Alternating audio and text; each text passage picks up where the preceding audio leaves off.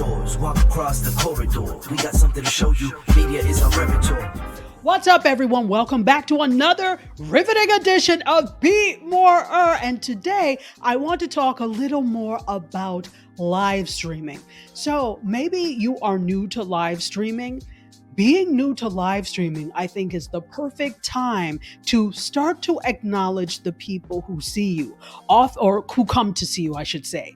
Often when we are new to the live streaming game and maybe nobody knows who we are, we may have fewer people in our lives. As such, that is the greatest time in the world to start becoming familiar with your audience.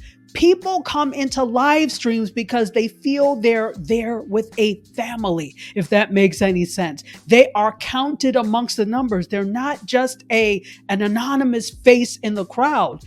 Make them feel like they are part of your live stream family by welcoming them. Hey, Jess, how are you? It's good to see you. One thing I always do is I always welcome people into the live. Sometimes it gets difficult because so many people will come in, but at some point, I'll do it. And I always tell them, hey, if there's something you want me to see, say it again so that I make sure I see it. I always like to acknowledge people. And if I can't, I tell them, I apologize. I just go so fast, I can't always see.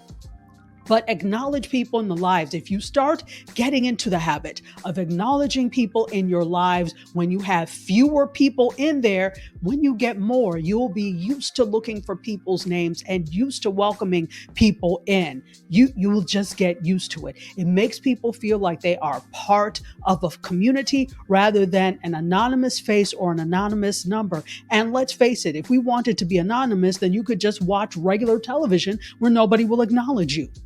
Right? So nothing against regular television, but you're not going to be acknowledged there. People come into live streams for the content, but also for the acknowledgement and feeling like they are part of a community. That's the special thing about live streaming. So keep it special. Make sure that you acknowledge your audience members when they come in. Make sure that reading out comments is great, but if that's not something you can do, that's fine. Pick certain comments to read out. It's a chore and it is a task doing a live stream because there are so many things you have to be aware of. You're doing it in the moment. You don't have the benefit of editing on the fly. What happens.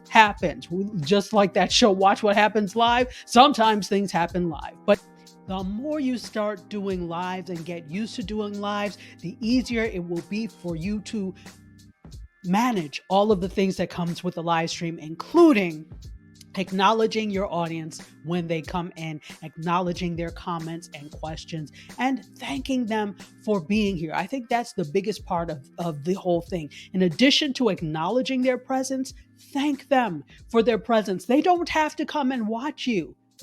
I'm fully aware that nobody needs to come and watch me, but when you all do, I am so thankful and so grateful because you could be anywhere else, but you chose to be with me. Let them know that they are special.